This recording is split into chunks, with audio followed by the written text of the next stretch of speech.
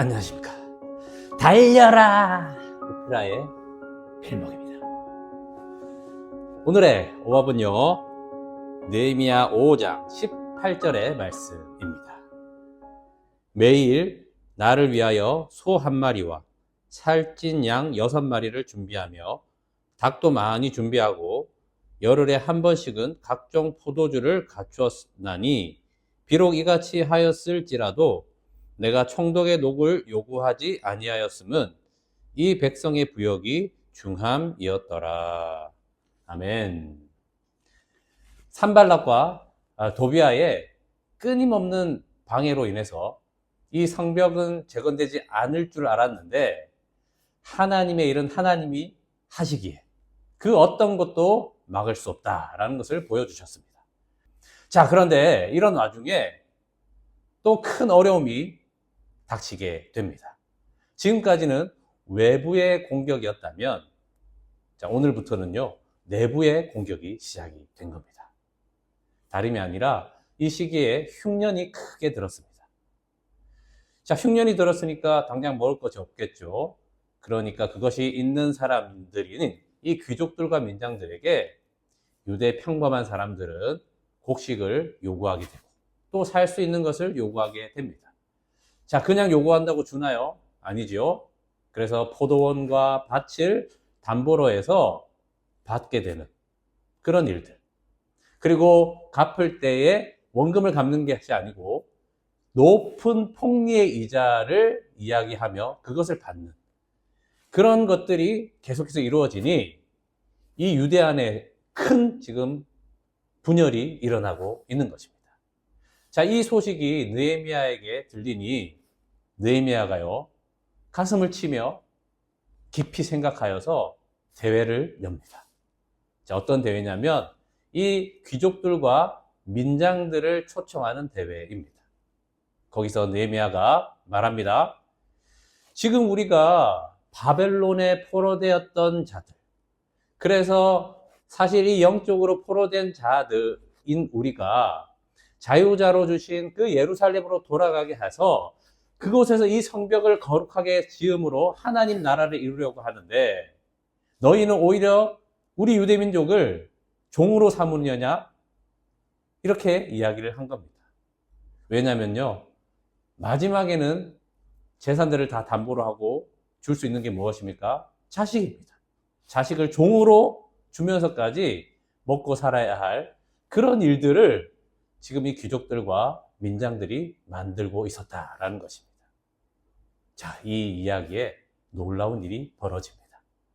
이 귀족들과 민장들이요, 그 느헤미야의 말을 따라 그 빚으로 준 것 중에 100분의 1을 다시 돌려주고요.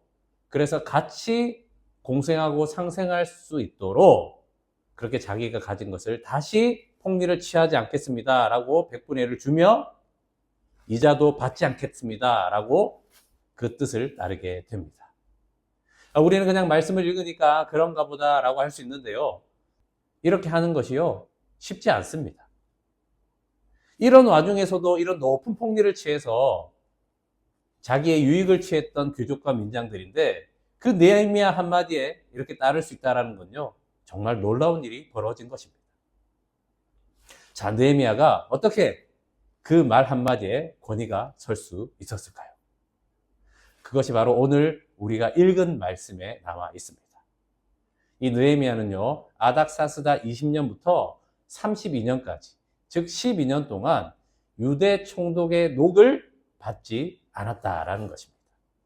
그래서 유다 총독으로 일할 때 필요했던 그 여러 사람들과 식탁 교제를 하고 또 뭔가 사업을 해야 되고 사람 만나고 하는 그런 일에 자기가 술관원이었을 때 있었던 그 돈을 사용하여서 녹을 받지 않았다라는 것입니다. 그래서 뭐 닭도 자기가 사고 소도 양도 자기가 사고 이런 걸로 썼다라는 거예요. 자, 귀족들과 민장들이 이것을 몰랐을까요? 알았던 겁니다. 그러니까 이 느헤미야의 이야기에 그 누가 거부할 수 없는 권위가 생기게 된 것입니다. 자, 그럼 느헤미야가 왜 이렇게 했냐? 그것이 바로 신명기 15장 17절에 있는 가난한 형제들과 함께 하기 위해서 그들의 부역이 심하였기 때문에 그들에게 세금을 취해서 자기 노구로 사용할 수가 없었던 겁니다. 그렇게 하지 않으면 같이 못 사니까 말입니다. 자, 여러분, 권위는 어디서 나오나? 바로 하나님의 말씀에 순종하는 그것에서 나온다라는 것입니다. 총독이라는 자리가 권위가 아닙니다. 나이가 많다고 하는 것이 권위가 아니라 하나님의 말씀에 순종하는 그것이 우리의 권위로 나타난다라는 것입니다. 비신자들도요, 우리가 하나님의 말씀으로 사는 그 거룩함으로 경외감을 느끼게 되는 것입니다. 오늘 우리의 말에 왜 사람들이 따르지 않고, 가족들도 그렇고, 교우들도 그렇고, 직장에서도 그렇고, 또 친구들 관계에서도 그렇고, 왜 우리의 말에 권위가 없을까 생각해 보면 바로 이 권위는 하나님의 말씀을 지키고 순종하는 데 있다라는 것을 생각해 보면 이제 답이 나오죠. 그렇습니다. 우리의 권위는요, 하나님의 말씀에 순종하는 그 거룩함에서 나오는 것입니다.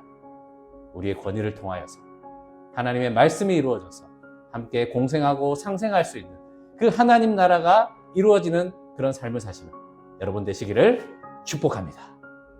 기도하겠습니다.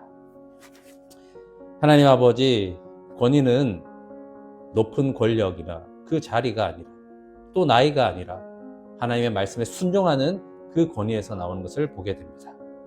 하나님 나라를 세우게 하여 주시옵소서.